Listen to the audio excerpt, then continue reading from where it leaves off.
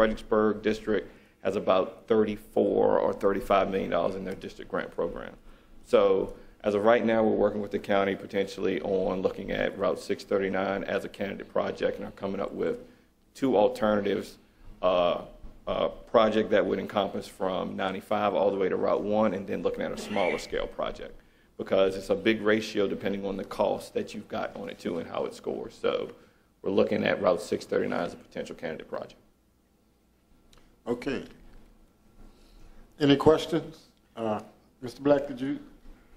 Yeah, I just have a couple. Have you, number one, have you worked with Lake Landor on the back gate as far as site? I mean, I know they're clear on everything else, the site distance.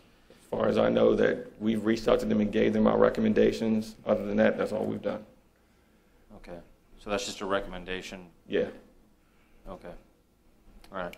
The second issue we had is, you know, the incident that happened today.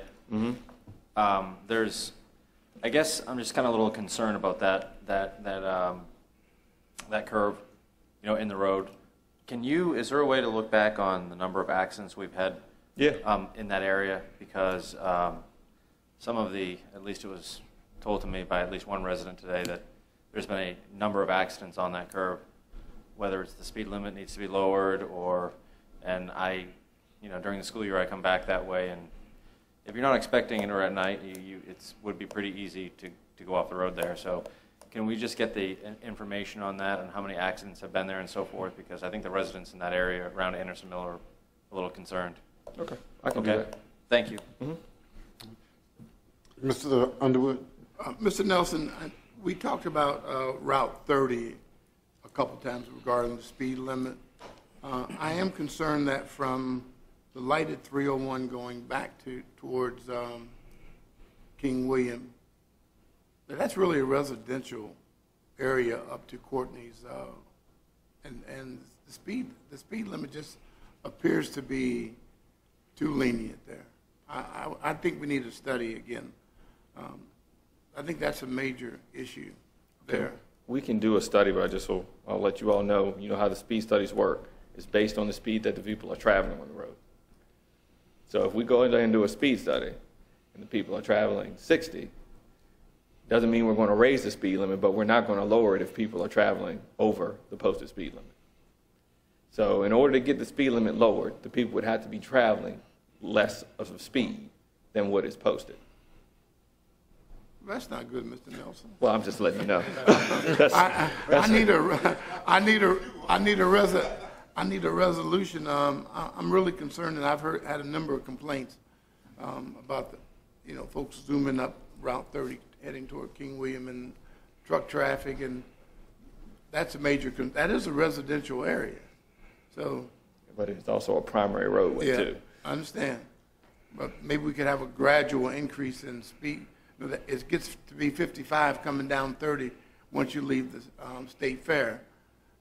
And we still have residents there who need ingress egress. Well, I will get with traffic engineering to see if they have any recommendations, and we can initiate a speed study. That way we know exactly how fast they're going.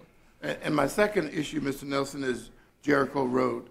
Over the last few months, there's been a number of crashes on Jericho Road. I don't know I think the speed limit there is also 55. It just appears too fast for. I'm not even sure that road is up to state standard in terms of width. Well, here's the thing. If the road is unposted, then it is a 55-mile per hour. We can initiate a study on that road and based on the geometry set a speed limit. So that situation is a little bit different. Okay. But we can initiate that. If you could do that, I certainly appreciate it. I think it's definitely an issue that we need to look at. Thank you, Mr. Nelson. Mm-hmm. Mr. Akers? Mr. Nelson, could I ask you to meet me at the entrance to Lake Caroline sometime in the next week or two? All right. I'll reach out to you and see if we can set up a date. Thank you. Mm-hmm. Is that all, Mr. Akers? Yes. Mr. Seeley? Mr. Nelson, I guess I'm kind of curious. At the summit yesterday, they were talking about revenue sharing may potentially be going away. Have you heard anything about that? Not this year, but in the very near future. The allocations for revenue sharing are going down every year. So I can't remember what the dollar amount is going to get to by FY20 or FY21, but it is going down to promote people to be utilizing House Bill 2 in the prioritization process. The good thing is if you've already got existing applications, those are priority applications. So Okay. if the county decided they wanted to put in additional revenue sharing on 639, they could do that, and it would be a priority project to get Okay. funded.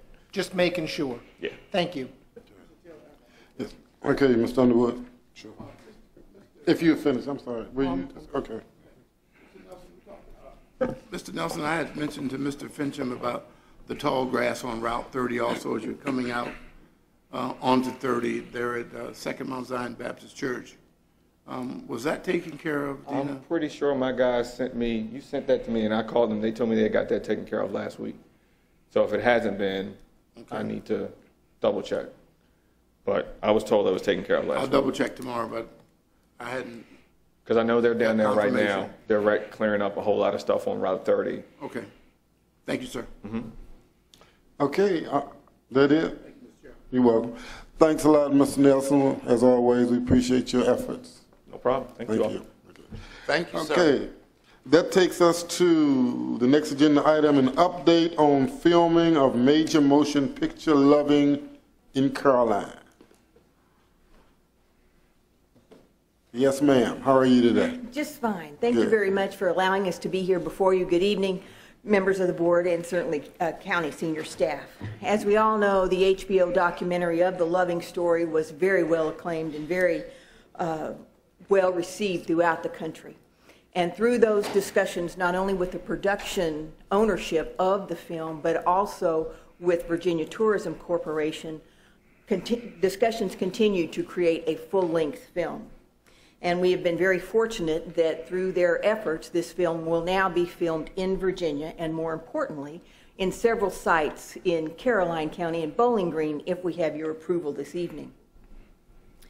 The film will also be filmed in Richmond, of course, and in D.C. at the U.S. Supreme Court building. We have some surrounding counties that also have a couple of sites, that are being considered, and we have the historic courthouse complex, as well as the Sidney E. King Art Center, the outside of the jail. They're located on Main Street as well. We have had contact with Judge Kelly, and she has expressed her approval if we can meet some conditions regarding some security.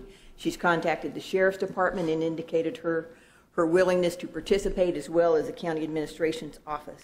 I'd like to also thank Ray Campbell. Ray Campbell has been very instrumental in showing around the film crew and providing us with all kinds of documentation and his personal histories. Not only, let's see if I get this right, his uncle was actually clerk of the court when the first case came before in Caroline County, and then his father was there when the second time that the case came back. And now here we have Ray as he's exiting, unfortunately. But anyway, he is leaving us, and now the motion picture is being made here. So he has quite been involved with everything going on with that. As we have been working with the film crew for a while now, we have recently had some meetings with the folks that will be most affected by this actual request. And certainly we've had a conversation not only with the Art Center, the Historical Society, the Sheriff's Department, officials from the Building Department, and I've also had conversations with Public Works Superintendent about what could possibly be taking place in the building. We are not expecting anything to take place in the courthouse, but within the Sidney King's Art Center, we are expecting for the paintings in the affected area to be moved and stored. Will be some temporary change in color of the wall color that will be in there, and displays and gift shop items moved and all of those things. We have walked through the Historical Society and the Bowling Green Arts Commission with all those details of things that could possibly happen. We know that most of the filming will be in the day. There will be some only, also in the dark hours. Sheriff's Department is, as I said, in that loop. The police chief from Bowling Green will be in the loop very soon now that there's a little more scheduling that has been defined by the group. But I can certainly indicate that everyone is very enthusiastic and very much participating in the opportunity to not only tell this story, but also it will provide some injection monetarily, not only to the nonprofits, but to the community as a whole. lunches and shopping and all those kinds of things will be taking place when the crew is here. We do anticipate that the crew would like to move to the area about the mid part of September. Filming will be done by the 9th of October, give or take a day or two. So it will be a very tight, precise kind of schedule, you know, that will be taking place also. I guess probably before we entertain any kind of questions, I would like to introduce to you Colleen Gibbons. Colleen is the location director for the film and is very well known throughout the industry, and I could give you a whole list of all the things that she's participated with, but she's told me not to mention Castaway or not to mention the Lincoln Project, the Lincoln film that was just done in Richmond and other kinds of things, but we're very fortunate to have this level of expertise honchoing this project as we go through. So, Colleen, be ready for some questions. Well, thank you both for being here. As I understand it, what you're really asking for is permission to proceed along the lines that you are going. Correct. And my understanding is it's no financial impact to the county, and there does not seem to be any issue that the county has regarding this. So I would think that permission would be granted if I'm allowed to presume that. But there may be some questions that board members have, and if you do have questions, I would give you an opportunity.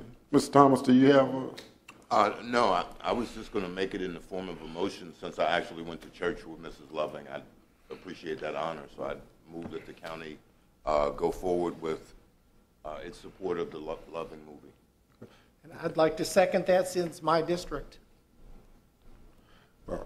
Been moved and properly second that we would give the filming agency as well as the tourism department permission to proceed along the lines with the development of the film. All in favor, let it be known by saying aye. Aye. All opposed, the motion carries unanimously. Thank you. May I say thank you to the board for yes, ma'am. Your patience with our process and your generosity to allow us to be a member of your community for the next couple of months. You're going to see a lot of us around, and we're going to take good care of you. I live in Virginia, so this is a story that's very close to my heart, and it's an important time for, I think, this story to be told. And we're very excited to be here. We're meeting kin of Lovings and Jeters and everybody in Brooks people, and we've had a very warm welcome so far, and we're very excited to be able to tell this story in the place where it took place. So it's a big deal for us. So thank you very much. And it is, too, a big deal for us as well. It is certainly an intricate part of Caroline's history. The Lovings, as you know, were here in Caroline. They still have relatives who still reside here. Whom we've been speaking with. Yeah. Right. So again, we thank you for all your input, and whatever we need to do to assist, we'll do what we can. Well, thank you all very much. Thank you. Thanks. Okay, that takes us to a report from the Department of Parks and Recreation. Mr. Howard, I believe you are here for that.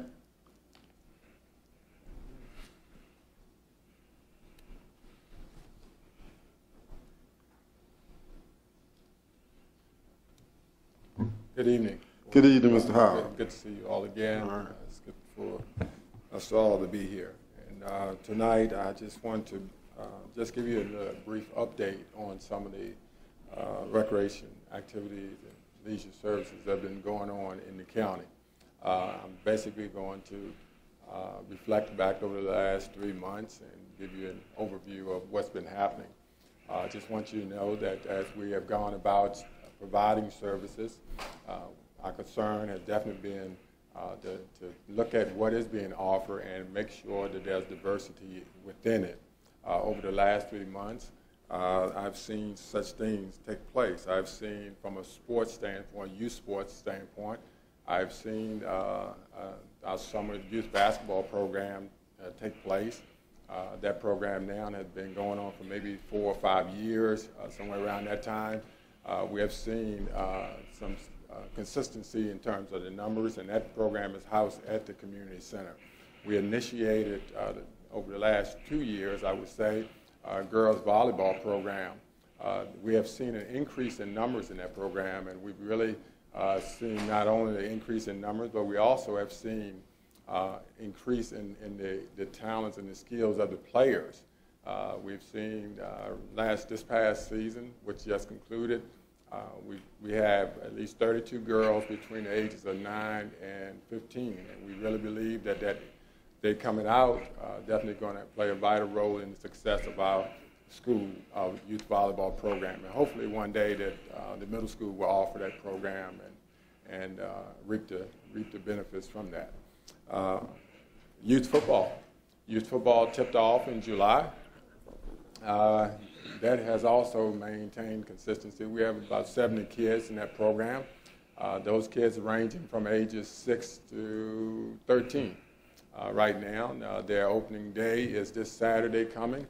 We will be down in Essex County competing down there, and we have a total of 3 teams, 1 in each division. Of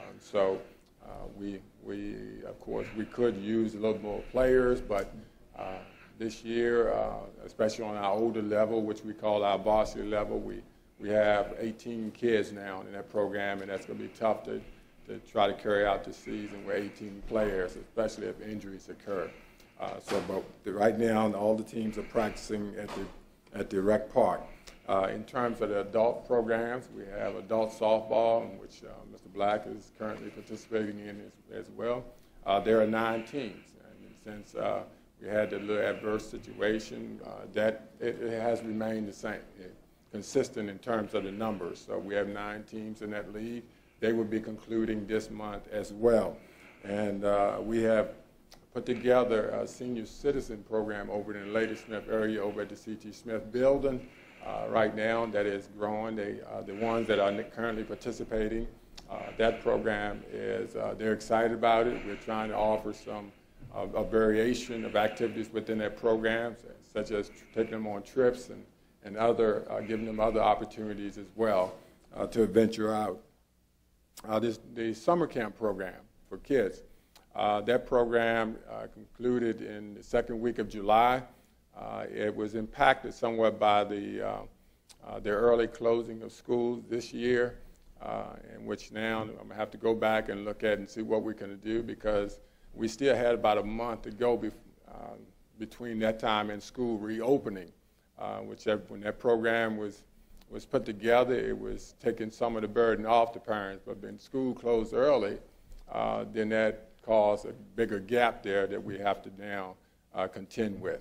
And so that's where we're at right now. We had 50 kids, and that's what we've been averaging the last 3, 4, 5 years, about 50, anywhere from 50 to 60, 65 kids. We were right at around 50, 52 kids this year. Those who were in the program, they enjoyed it. They maintained the consistency in the numbers, and so the parents that are taking advantage of the services are definitely enjoying it. We're seeing a gradual increase in those who need support to enter into the program, and so we're kind of seeing an increase in that area. Yes, we do get some support or some help from social services. They help out in somewhat, and some of their clients come to us, and also so they're trying to help a little bit with the funding aspect of it. But we are seeing a gradual increase in that area as well. And so next year, as I alluded to earlier, we're definitely going to have to, we're probably going to take more funding to see that program to perhaps maybe we may need to increase it from 7 weeks and go back to 8 or 9 weeks and try to draw some of the burden off. And that's the reason why the program was implemented from the beginning. The other things I just want to share with you, the tennis courts at the over at the recreational park, that has become a concern. I've talked to the athletic director at the school, and he and I had a visitation at the tennis court, and we're starting to experience some cracks again in the tennis court. And I know last time those courts were done, I believe it was back in the early 90s, I believe, somewhere around that time, and now those cracks are starting to reoccur, so there may need to be a little facelift there with the tennis courts. And the concern is whether or not the courts be usable for the school program. So that is starting to become a concern. And finally, I just want to share with you, over in Ladysmith, we are increasing in the number of services that's being housed out of the C.T. Smith building, or the Diversified Learning Center, whatever we want to call it today. But the fact is, it is definitely generating a lot more interest. I'm still meeting folks that's calling about somehow trying to use that building. So definitely that is going to be a concern. We're housing multiple programs out of that facility as well as some of the others that is over there in addition. So trying to make sure, trying to maintain that facility, trying to coordinate things with the schools and make sure getting the proper care and custodial services and other things as well. So those are some of the concerns with that as we continue to grow over there. So, all right. Thank you, Mr. Howard. Board members have questions. I see Mr. Black. Mr. Black, I saw your hand first. I just have one. I just want to thank you for the meeting that we had earlier in the summer. You had talked about at that meeting the cleanliness of that CT. I mean, I know there's obviously some other issues that involve, the repairs and so forth, but is the schools also, I think, kind of addressed that, or they were trying to address that earlier in the summer. Has that improved? I mean, as far as... Yes, it has, somewhat. It's still, one day I went over there and I saw the cans running over in the gymnasium area and so forth, but I reported that to their staff as well. So they're not necessarily on top of it the way they probably should, but when it's reported, they normally come in and take care of it. So that's where we're at. So. Okay. Thank you. And one more thing. The other thing is when you guys started the Facebook page for the letting people know that, I thought that was a good idea. I just think that we need to get it out. I mean, it's very convenient. It was very convenient for when we had rainouts. If you're over in the Ladysmith area, not having to travel over to the other side of the county if your game is going to get rained out and in advance. So that was a big help to the people. So I do appreciate that. If you guys could just get the word out more, I mean, I think that's very helpful to the citizens about what the programs are. I think that would be a huge bonus to you guys. I appreciate that. Thank you. And if you don't mind, I would like to say one additional thing. In related to the park facilities, outdoor recreation is becoming very popular here in Caroline. We are getting an increase in reservations, which also not only affects my department, but it also puts a burden on Public Works because they have to maintain those parks. And that is something that's starting to become an issue.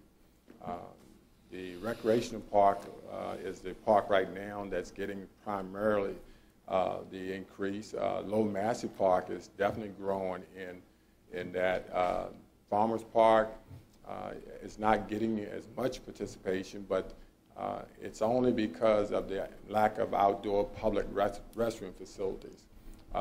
They loved it, Farmers Park, but the concern is definitely because it does not have, the outdoor restroom facilities. But it is constantly growing and increasing, and it's definitely bringing a demand on both ways. So. Okay.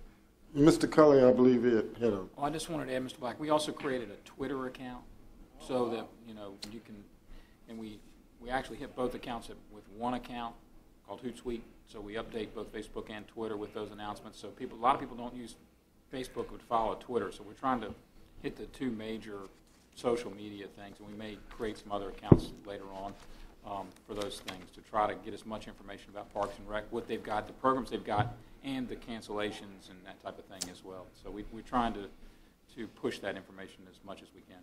Yeah, that would be, I just think that would be very helpful because when it first came out, there was about 135 people I noticed signed up for it right away. It seems to have remained at about 135, so I know that softball is over now, but some of your other programs as well, because you'll have different people that are participating in the different sports. It would just be when people found out about it, it was instantaneous. The numbers went up very, very drastically, very quickly, and it seems to have plateaued off. So as you get into some of your other programs in the fall and so forth, I think that would be very, very helpful to the citizens so they can see what's going on. Thank you. Okay, other questions? Yes, sir, Mr. Chairman, just two. Mr. Howard, thank you for your report. Two pieces that I want to discuss briefly. We're talking about the marketing and advertising piece of the Park and Recreation Department. I heard you mention Twitter and the online pieces. What else are we doing to try to involve our youth in the different programs within the Park and Recreation Department? I have been doing outreach, I've been done some outreach. I'm reaching out to areas in Caroline's Pines.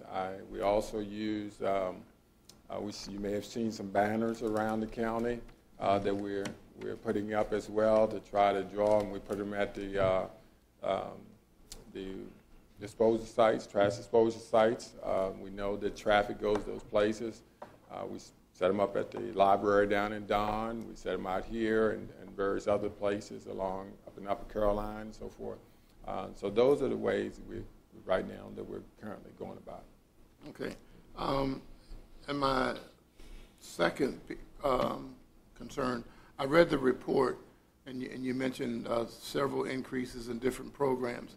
If we could get some historical data to take a look, I know you said there were increases a number of times in different programs, but nothing specific in terms of percentages, participation, which areas, so forth. If you could get us some historical data, maybe come back in a month, maybe, and give us some historical data on participation, I'd appreciate it.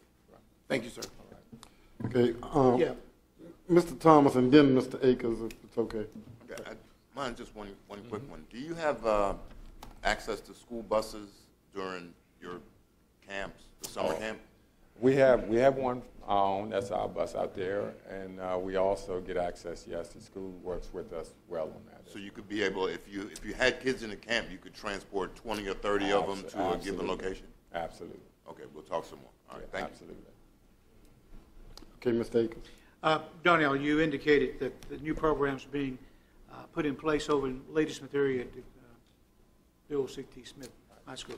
What are some of the programs that you started new over there?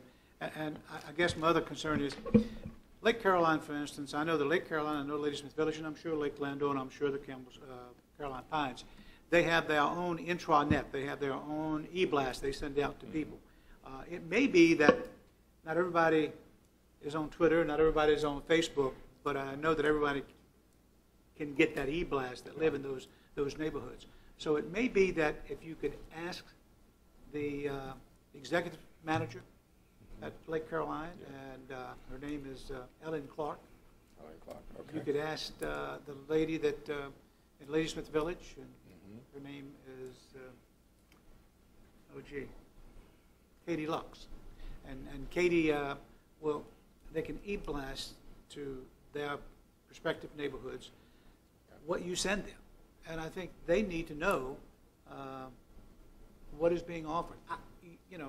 Tell me what's being offered over there. Right. That's new. Right.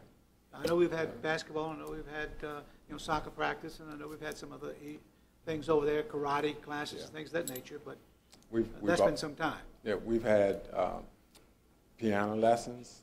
I'm sorry. We have piano lessons. Oh, piano. Okay. We've had, of course, it's just started the senior citizen club over there. Good. That's Good. second and fourth Wednesdays over there in the mornings, 10 to noon. We have, let me see, other programs over there.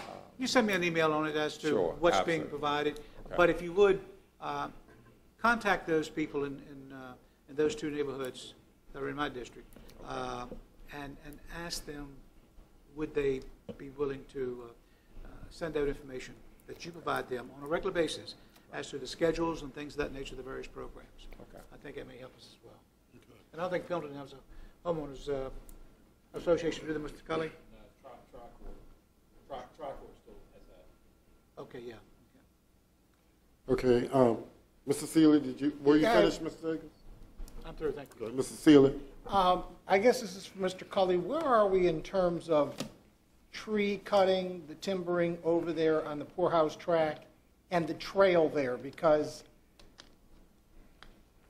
oh, Mr. Schiebel, because I think that will help you also, because it will add yet another opportunity over in the same vicinity of the park in terms of what could be used and what the county owns. One of the things we plan on doing is bringing you a list of priorities once we sell the timber and have the revenue from that to fix things like the tennis court. So we are aware of these issues that he has with repairs. We just don't have the funds. That so was my next question. We're going to bring you a list. Here's how much money, here, man, and pick and choose what you want to fix. Because I know fixing the tennis courts, if we wait too long, you end up replacing them. If you do something early, you can actually fix them. And Mr. Schiebel?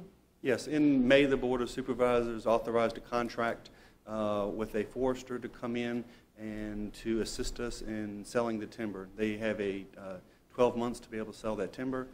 They have currently gone through and marked all the timber that's going to be saved. They've marked both sides of the tree stump, so as they're being cut, they can tell whether a tree has been removed that shouldn't have been. They're hoping next month to be able to do sealed bids. They're actually going to break it into 3 different bids. They're going to bid the first piece out. If they've got a really good price, then they're going to negotiate the next 2 pieces with the highest bidder. Once that's done, we'll come back to the Board of Supervisors that'll have to authorize the sale of that timber at that time, and we'll know what the value is of that actual timber. They do have, if they do not meet their estimate of what they think the estimated value is, then they have an additional 6 months to try to sell it for the value that they've estimated that at. In that, also, we've talked with them about clearing some trails through there to assist them for doing cross-country, as well as the school bus garage has asked that we clear a 20-foot path around the outside of their fence. They keep having some of the pine trees and stuff falling on top of the fences and damaging fence. So we're also doing that as part of this. Okay, that's what I was, because it will add yet another component to the parks once that's complete. And I think, will they be able to ride bikes? I mean, we're going to have to talk about what we really want on there, because once you have open trails, you're open to a number of actual things showing up. So I guess I'm just giving everybody a heads up. We need to think about what do we want on there. Do we want bikes, mountain bikes? Do we want it to be walking only? I don't know. I guess we need to start looking rather than be under the gun, but something to think about. Right. Thank you, Mr. Taylor. Just one more before you go. Our next appointment deals with Recreation Advisory and the committees, and I believe you did put out a list of persons that had shown interest, and so we were to, I guess, choose, unless we had an appointment, unless a board member has an appointment, that list could certainly assist us in making those appointments. And as I understand it, it's time to do that now. Did you want to say anything about that, Mr. Howard, or did board members have? That's our next agenda item. But since Mr. Howard was here, I didn't know if you had some questions, regarding the advisory committee, or if you have persons that you would like to appoint at this time. Mr. Thomas, do you? We already made our appointment. Okay, I'm sorry. I believe it did say that. Okay. Okay. Did you want to make one at this time, or? Okay, Mr. Akers? No, not this time. Okay, Mr. Seeley? I'll also wait. I have a name, but I haven't talked back with her again. So. Okay. All right. I would like to appoint Mr. Jay Garnett to represent the Port Royal District. If I could get one of the board members to... So move. Okay, it's been moved by Mr. Akers, a second by Mr. Thomas, said Mr. Jay Garnett would be the Port Royal representative on the Recreation Advisory Committee, and other board members will take care of that perhaps at the next meeting, maybe. Yeah. Okay. Thank you, Mr. Howard. We appreciate you. We didn't vote. Oh, I'm sorry. It's been moved and I thought I said that. It's been moved and properly second that we would appoint Mr. Jay Garnett to represent the Port Royal District. All in favor, let it be known by saying aye. Aye. All opposed, motion carries unanimously. Thank Mr. you. Taylor, Mr. Howard. Just one more question, Mr. Howard. Mr. Black? Sorry. Just picking back on what Mr. Akers said, can you actually, just for the whole county, anywhere there's like, I know Caroline Pines, I believe, has an HOA, anywhere where there's a, a contact point with an HOA, like Lake Landor and so forth, right. If you could get those out in email blast to anyone in the county, that would be great. Yeah, absolutely. Thank you. You're welcome. Does Carolina Alert work with that? They're on Carolina Alert already? Okay. All right, that takes us to the Board of Zoning Appeals. Mr. Akers, if you have I do, Mr. Chairman. I'd like to appoint Mr. David Rababi to this, so I'd like to, this is one of those deals where we send it to the judge and the judge does the appointing, but I would like to recommend that we send to the judge the name of Mr. David Rababi. Is there a second? Second. So moved and probably second that we would send Mr. Again, his name? David Rababi. David Rababi to the court to represent the Madison District on the Board of Zoning Appeals. All in favor, let it be known by saying aye. Aye. And all opposed, motion carries unanimously. All right, that takes us to the consent agenda. Are there any items on the consent agenda that any board member would like to see pulled? Mr. Chairman, item D. Okay, item D, proposed amendments to fiscal 14-15 budget. Are there any other agenda items? I just have a question on item E, and I don't have to pull it, I just have a question on it. Okay, if you want to go ahead and ask. As far as the trees, are we going to stump grind them down as well? We are, so the bids will include the stump grinding? Yes, okay, that's all I need. One follow-up. I think we need to talk to the judge about actually planting some new ones, because I looked at those trees when I saw because I noticed the dead ones last Friday night as well. And maybe it's time to have the judge and some folks look at where some new trees might want to go, because it's not going to be long before there's others. And if we plan it and start looking at it, we could actually get some trees and figure out what kind need to go in there and that kind of stuff. Okay, We're just removing the diseased one in the front. But The disease too. right. Okay, so we could do that, but Right, I I that doesn't. understand. Okay. All right. If there are no more questions, we could have a motion to approve the consent agenda items A, B, C, E, F, G, H, and I. Mr. Chairman, we added J as the resolution roundup. And J, right. So moved. Second. The moved and properly second that the consent agenda would be approved. A, B, C, E, F, G, H, I, and J as presented. All in favor, let it be known by saying aye. Aye. And all opposed, motion carries unanimously. All right, and then the question regarding fiscal year 14-15 budget. It was on, actually, there's a sentence in here that I just want to have explained. It says, the YMCA final expenditures, the radio system, and the 3 school projects were funded by bond funds received in prior years. So the YMCA is on a bond fund? That's correct. That was borrowed, I think you borrowed $8 million in some ambulance money as well, but for the school, Bowling Green School and the YMCA, $5 million was all in a 5-year bond. And part of the school money has then been replaced by the BPSA type of funding of about $1 million. But yeah, it's bond money received years ago. So did we actually pay back $1 million of the bond fund when that went from the VRS schedule? Did $1 million come off of the bond for the school? I mean, if we replaced it, did it come off? We don't know that.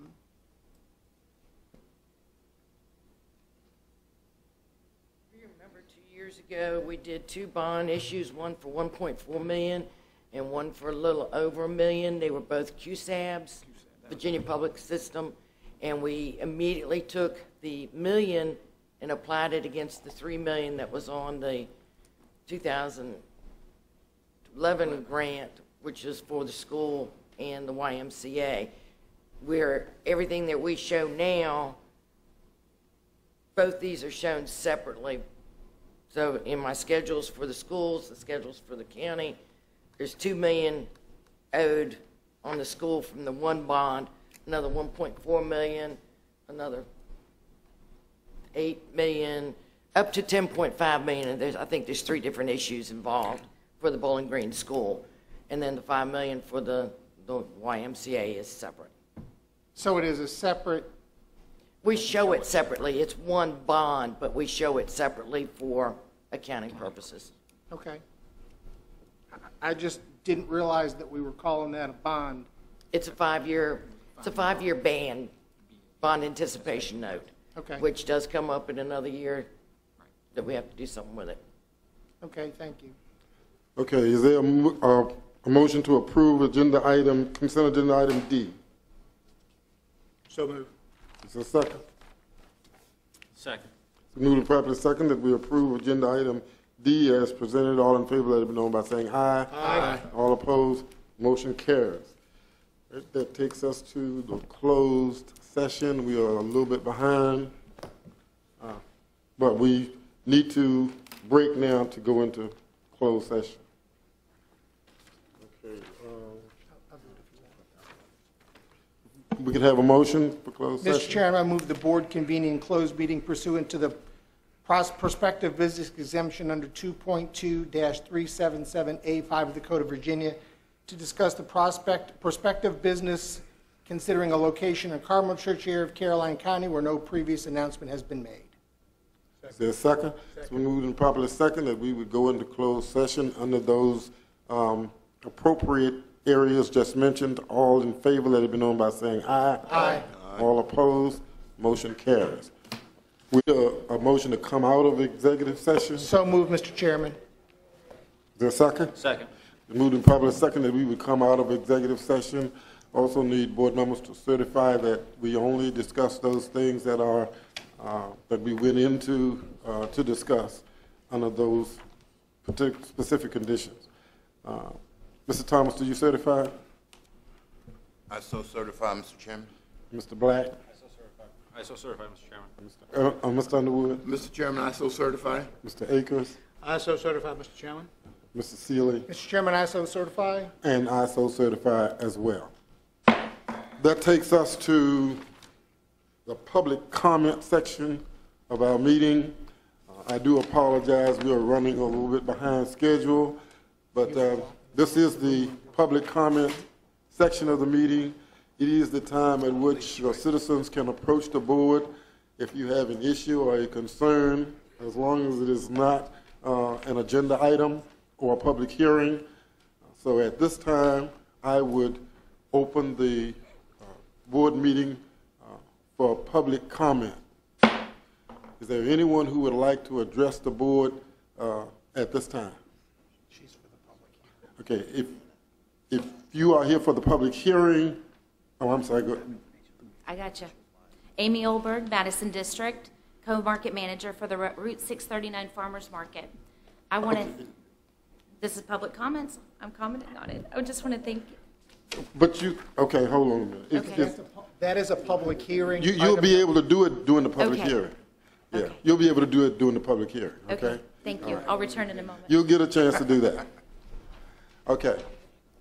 Is there anyone here who would like to speak regarding any issue that is not a public hearing or not on the board agenda?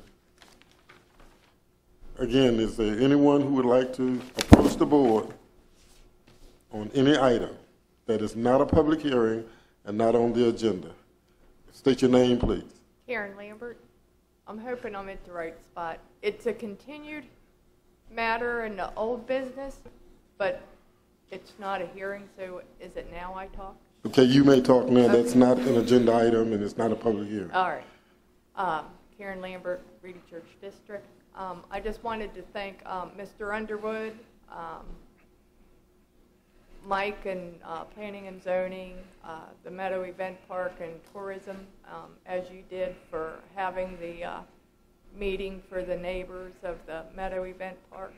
I think there was a lot accomplished there, and I hope we can keep the communication open to continue the discussions so that we all can live in harmony. Thank you. Thank you, Mrs. Lambert. Is there anyone else who would like to speak regarding any matter at this time? Is there anyone else who would like to speak regarding any matter, again, that's not a public hearing or not on the agenda?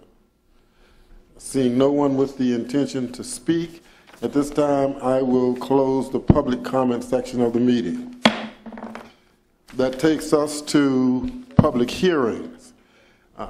We have a public hearing on Text Amendment 01-2015, Text Amendment 02-2015,